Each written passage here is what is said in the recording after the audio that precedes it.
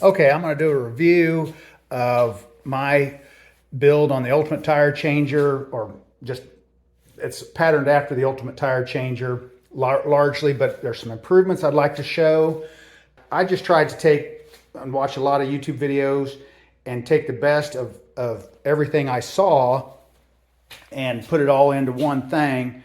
So I'm going to go over this video on that, and then I'm going to talk, and I'll talk first about my modification to this Horror Fright Tools tire balancer. It's just a piece of junk. And the big complaint, I'll just get right into it, there's too much friction. And so there are a lot of different ways on YouTube to fix that. So the way I fixed it after watching lots of videos is I just use my mill and use some round stock here. I think this is 4140 round stock.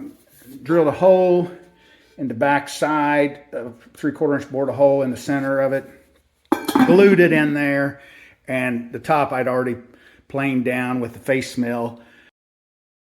And then I went over it with some 2000 sandpaper, and I leveled everything up. This top was perfectly level with shims at the bottom. And then in here, I used a ball bearing, but it'll just sit there and rock for quite a long time.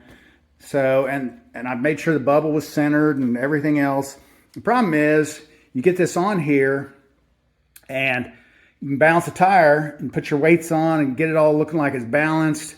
And then you pick it up and spin it around 180. I mean, actually pick the tire up, spin it around 180, and then put it back on there. And it's like you have to rebalance it. I think a lot of people are just making themselves feel good that it's working. And it's not a test. It's not a fair test to put the tire on there and then spin this 180. That doesn't tell you anything. You got to pick the tire up and move it so it sits on a different position of the cone. Part of the problem is that these Horror Fright tool company, they can't make this true. So this is not concentric here. The taper's not even. So it's just really hard to get it centered. I worked with this for about an hour. Really hard to get it all centered. And you pick it up and do the same. And I put oil on this and, did everything I could to try and make it work. It just doesn't work. The new ones, supposedly some people say they work better, but I don't know that I'd trust them unless it can repeat and reproduce. So this was a bust. And so I'd recommend buy a dynamic balancer, or they come up at auctions and stuff, or a good quality bubble balancer. So like a Coates or something like that, if you can find a decent one that's not wore out. But these are just, the way they're designed, there's just no machining that's of any tolerances at all involved. So that was a bust, and that one's just going in the scrap pile. But this was I think effective build here. Like I say, it's largely built after the Ultimate Tire Changer guy. There's I don't know, he's got 10 videos or something out, and he sells this product, this head right here. I'll put it on. He sells this for $400 roughly right now as of this date, something like that. And honestly, I hear people complain, that's not a bad price considering all the machining that's required in this. There's a lot that goes into that if you're going to do the quality that he does. And I would have bought it from him, but I've got my own machine tools and I got tons of steel, so there's just really no reason for me to buy it. So I just built my own, and like I say, I built it patterned after his, but with some improvements. So I want to cover kind of just in case somebody wants to build one of these. You can do it with a lot less tools. You can do a lot with just a grinder and a welder. So it's not like it's out of your reach to build one of these if you want to.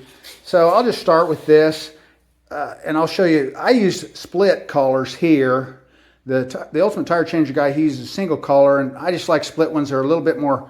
I'll try and keep on camera here. I'm not a very good photo guy, but if it's too annoying, just click off of this video. I'll try to do better.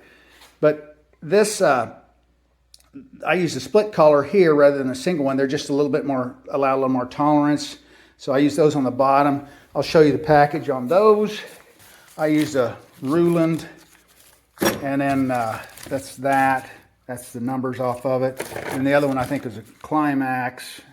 I think they're American made too. I know Ruland is. Let's see, I guess that's the only deal on that. So while I'm over here, these are the thrust bearings I used. That's the numbers on those. And here's, I got those from Zorro. I think they're 10 bucks a piece.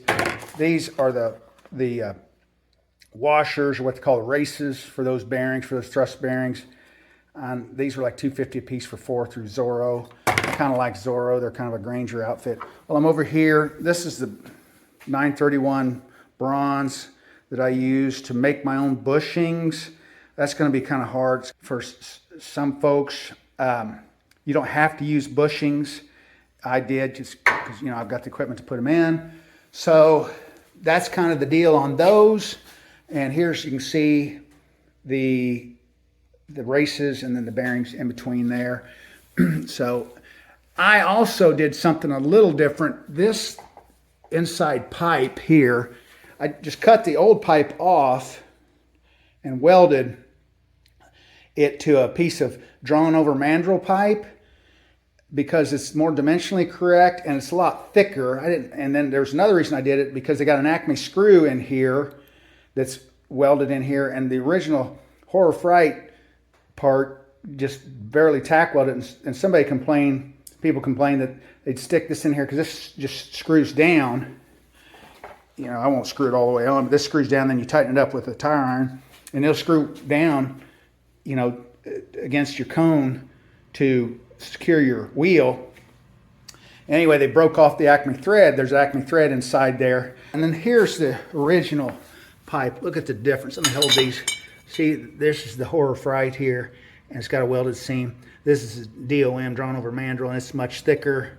And I think this is 8-inch thick. And it's just much truer because it's just more dimensionally correct. So I had to buy a little bit of pipe for that, but that was about it. And welded it on, and then welded that Acme thread really good inside there. So that was kind of how I did here. This is just some pipe I had out of the farm, and it's just, I think it's 2.5-inch OD and 2-inch ID, so it's 1/4 inch thick. And then this, I just cut this angle. You can't see it now on my mills to make it fit real nice, because you want a nice right angle here. So anyway, I cut that to fit and then welded that on. You can do that with a grinder and clean it up with a bench grinder or whatever. So this, I welded a cap on. They don't like bugs getting down in there. I left this open so in case I want to stick a rod in there to push this around. Here, I'll go over a little bit of this hardware. So this, like I say, is 1.75-inch OD. This is 1.75-inch OD and 2-inch ID. It's 1/8-inch tube. I had to cut the seam out of it with my mill. Seam runs down the center. You can do that with the Dremel tool, no problem. I made these thumb screws. It's 5/8-inch bolts and 3/8-inch material here, and, you know, dressed it up, cleaned it up on the end so it's not sharp. And I just made that out of just stuff I had. I used a little railroad spike and cut it down, 3/8-inch railroad spike, and cut it down, just welded that on there. Over here, I do want to cover this, because there's some people making mistakes on the internet, on the YouTube, that this is square tube and it needs to be square. One guy used a round tube I saw, and he figured it out halfway through or whatever after he's done. This, you don't want this to pivot. You don't want this duckbill to pivot that way. If it makes sense, you want that locked that way. And another guy, different video, he used square tube here, but you do want this to be able to pivot to match the rim profile. So you want this to actually be able to pivot. And so this has to be round and this needs to be square. So those geometric shapes are pretty important. Again, 5/8 here. I liked it. I could have laid this flat against here, but I like it the way the forces are when you're going around with this. This in a machinist language is called a V block. That's known as a V block, and you got good contact here and here, and it's real good for holding round stock. So with the way the forces are, it's better to have push against and real tight up against that V block rather than having it on the side where your forces are different. I don't know if that makes any sense, but if you think about it, it should. And then I just put some gussets in here to kind of hold it, and it took a while to get that real straight, but it came out pretty decent. And then this here, this nut is the Ultimate Tire Changer guy put this nut here, and I'm like, why did he put that there? Why didn't he put it in the middle? And there's a couple reasons I figured out after I thought about it. One is, if you put it more on this side, it allows you to run this piece closer out to the end, really, a little bit closer to the end. But I think the main reason is it holds it back from having these nick your tire. When you sling a tire around here on the outside, you don't want anything catching that bead and tearing your bead up. And so it's real important. This actually sticks a little farther out than if I had it angled this way, but it's still enough. I wasn't too concerned about it. It's really not reaching really past this. So here on this duckbill, I went ahead and used the original stuff. This is a real 100 duckbill. Here's the numbers off of it. If I can show those, if they'll hold still here. And it's got a B over here. I think that B is kind of important.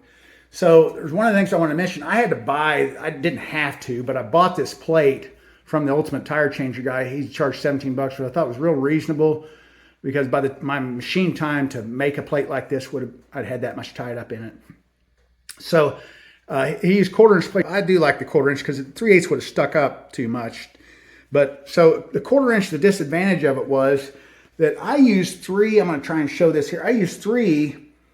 This duckbill head had 3 holes, and on those commercial changers like Coates or Hunter or whatever, they bolt with 3. They use 3 button head, or these 3 bolts to bolt this down. And so I thought that was kind of important. Most people just use 2, and I suppose maybe that's enough. I went ahead and used the 3rd bolt, which is what they kind of mean for you to use. And so here, I just I welded a piece of round stock that's inside this tube. I welded it on that plate. You can't see it. It's not revealed. It's hidden now. But it's inside that tube, and then I welded it and then threaded it, so I got a lot of good threads. Try and keep on camera here.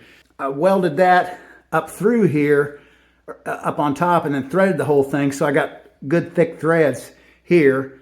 And then the other thing I did different is people show button head screws coming up through here with the nut and a thread on top, and that's actually how Mike, the Ultimate Tire Changer guy, actually does his, which is fine. I actually emailed him about it. He's a nice guy. He emailed me right back. And I said, you show this coming up through here with the threads and nut sticking up on here, but the professional tire machines pictures show the opposite, that the bolt head is up here and the threads and the nut are down here. He said he was worried about scratching up the rim with it hanging down, so he did it the other way. Well, that makes sense. But I think the reason the other people do it the other way is because they don't want anything sticking up here, because if you sling a tire around again, you don't want to damage that bead. It'll cost you a new tire. So I just kind of tried to do the best of both worlds. I used the button heads on the bottom, and then on the top, I used barrel nuts so that it's real low profile and pretty darn smooth. I smoothed it up, I think, even more on the outside. I think they're 7/8 inch long. I had to cut them back a little bit, and then they're threaded on the inside. I don't know if you can see the threads, but they're not threaded all the way down, so I had to use a plug tap to get them threaded all the way down. There's nothing sharp sticking up above, nothing sticking down below. So that's just an idea for some of you folks that just want a little bit finer finish on that. So one other thing, let me unscrew this here. Okay, let me take this off. One other thing that I'll mention that I actually didn't really like about the Ultimate Tire Changer model but I mean, I see it's a solution. I don't want to be critical. I just want to do it different. But he gives away a pattern, a template where you can drill for different bolt head size. And then if it's a flat rim, see, you just bolt it down. And so the bolts hold the rim to this piece of flat stock. I didn't want to do that because it just seemed like you're kind of limited to what you can do. So there was another guy had a kind of a better idea on YouTube and used these shims. This is a shim I actually made myself. It's just belting, but it's shims here that you can put down. These are hub shims here, just off of Amazon, cheapo Chinese stuff, but it'll suffice just for spacers. There's hub spacers, universal hub spacers on Amazon. I think $7 or something. Anyway, and then I cut my own belting. And then you lay this down on the bottom, and these cones, these are cones, there's 4 of them, and This will give enough space, even with a flat rim. You can stick your cone down. Do this.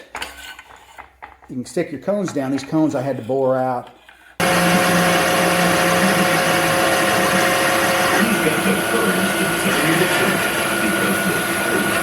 These are kind of nice because they do serve the purpose of, if you need a spacer, you know, you've got extra spacers.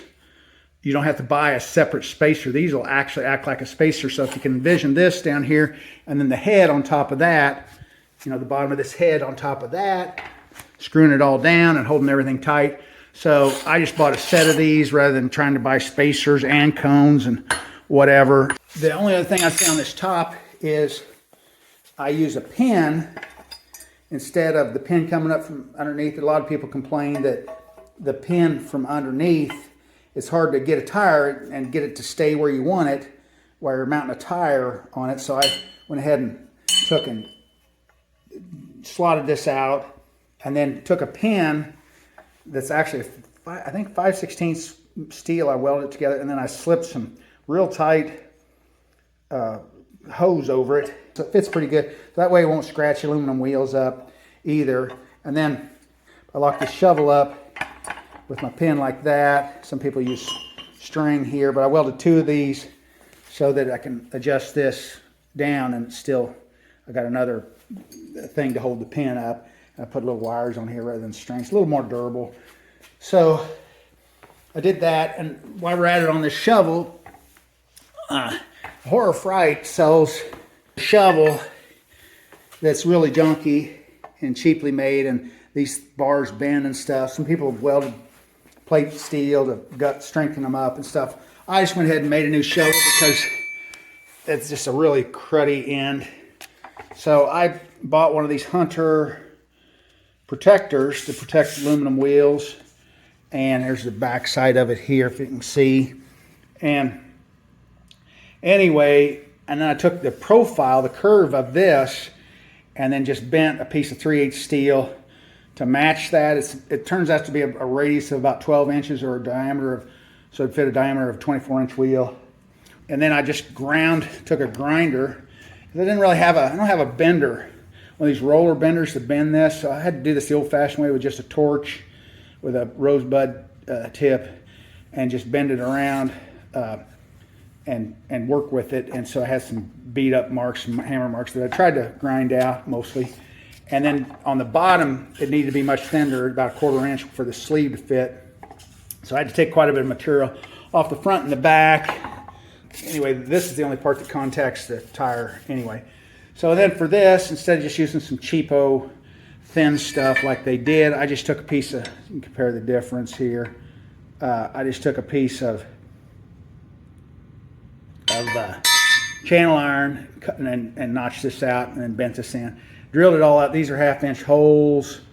I used, so I can adjust this easily, I used thumb nuts here. I actually had to drill these out and retap them. They were a little small. But anyway, so I did all that so I can do that, do adjustments either way on that.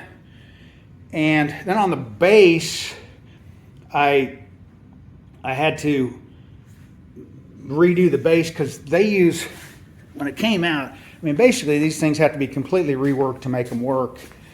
I wish it, you know, it wasn't that way, but it is. But they use some kind of imaginary channel iron or pretend channel iron. So that's what it comes with, and you bolt to that. And let me get down here so you can see the difference. But that is what they claim is channel iron, I guess, in China. But this just doesn't hold. And so I built the base out of real channel iron. And then I just welded it all together, since they really bolt it together just so it ships in a small box. You get more on a shipping container, I suppose. But that just welds, I just welded it all together. I don't need it to ship it in a box anymore. And so I welded it all together, and it's just a lot stiffer. A lot of people were bending the base here. So the other thing I did, my welds are kind of fast and crappy. It was at night. I was doing this, and I was trying to go fast so it wouldn't pull this stand out of plumb. Anyway, I made sure everything's plumb. And if you use a lot of heat on a stick welder, but I prefer a stick welder because I prefer to use 7018 rod, which is low hydrogen rod, and it's got excellent weld characteristics and Sharpie values. But anyway, I went ahead and welded this down and put these gussets. That's the original gusset. I rounded that piece off, and then I put these gussets in here to hold it so it won't move. And then here, so I don't have anything sticking up scratching the wheels, I bored a hole big enough to fit a socket down, a good big socket on a 3/8 bolt, a 3/8 bolt. And these have nuts welded on the back side inside of there. Oh, and there's a piece of plate steel I welded down here, so the bolt head is recessed. And then this is all flat. This just keeps your tire on. It's a 1/2-inch bolt with a piece of nylon hose so it won't scratch the tire. The Horror Fright comes out, the one that comes out from the factory, has this piece of angle iron here, which is just asking to get your wheels scratched up. And I got adjustments here on this. I actually got it too short and decided I wanted it longer, so I actually welded an extra piece on here. So there's a seam there that I had to grind down. So anyway, that bolts down there, and then this bolts to the floor. If I want to use it here, I can just bolt it here. And I will mention this. I use these cheap Amazon stuff that is for anchors. It's 1.5 inches. And the reason I did is because they were knurled here. And I thought, well, that'd be kind of helpful to keep them from spinning and stuff. But I should just use regular old redheads because they're not knurled. But the only reason I didn't is people complain that they'd spin, but I don't think they know how they work. They got a stud that goes down in there, and as you screw it down, that inside stud moves and spreads this out because it's tapered on the inside here, and spreads this out and makes it stick. Well, they'd stick it in, I guess, and turn it, and it wouldn't push the stud down, so they complain, well, it doesn't work. And so I was worried about that, and I bought these Amazon things. But they just don't know how to do it, because you can take a 1/4 inch, this is 3/8 for a 3/8 bolt. You can take a thin piece, a 1/4 inch bolt or whatever, and just get it in, then start to hammer that stud down enough to get it to stick, so that you can stick a real 3/8 bolt in there and bolt it down and have it spread out. So I wouldn't buy these. They're junk, but because they're soft. It's real soft. But anyway, that's the bolt pattern to bolt my deal down. And then at the farm, I don't have any concrete to bolt to, so I want to change an implement tire. I built this. I haven't tested this out yet, but I think it'll work. I don't know why it wouldn't, but it's just 2 pieces of angle iron I machined out, so it fits together nice, and then welded some, I don't know, 1/2 inch plate steel here and threaded it here and over there, and then here and here. It all bolts down. And these pins here, these are 12-inch pins, 12-inch long, inch diameter rebar. I think they'll hold it just fine, so I can change an implement tire. So that's kind of it. I think I've covered just about everything I can think of on this. So I hope, I get some benefit out of YouTube, and I don't get any money off of these videos. I've never have, but I just try and give back a little since I do get some benefit. So maybe this will help somebody. Hope so. Bye.